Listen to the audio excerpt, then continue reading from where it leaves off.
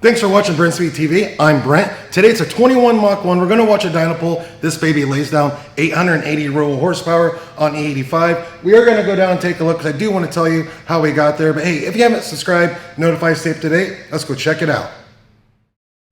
All right, before we watch the pull, I just want to take a second to show you the engine compartment and how simple the mods get to this power level. Don't come down here and take a look. So what do we have today? We have a stage 2 Whipple. We are running a 625 pulley. It's going to come in about 13 pounds of boost.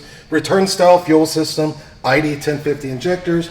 We did install a rear cylinder head cooling kit. We installed Bella oil pump gears as well. This car already had a set of long tube headers on it, so it's running Cooks. We did for a clutch a McLeod RXT and a carbon fiber drive shaft, but that's pretty much it. Check out this dyno pull.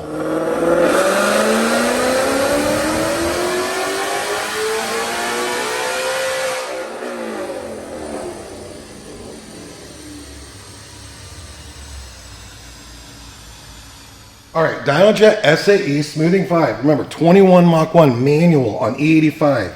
880 row horsepower, peaking at 7,800 RPM. Like the torque right there, 653, peaking at 5,200. And with that pulley, we're just under 13 pounds of boost, right at around 7,900 RPM. So there you have it. That is a pretty easy list of mods to achieve 880 to the tires on this car. I will put links in the description that you can just go in, click on it, read a lot more about the parts. I know this is a short video, but I just kind of want to show you what's on the car, show you the numbers. You can email quote@brenspeed.com. Hey, what's it cost to get installed? We do keep these Whipples and most all the parts we talked about in stock. That's all for today. Leave that comment. Thanks for watching.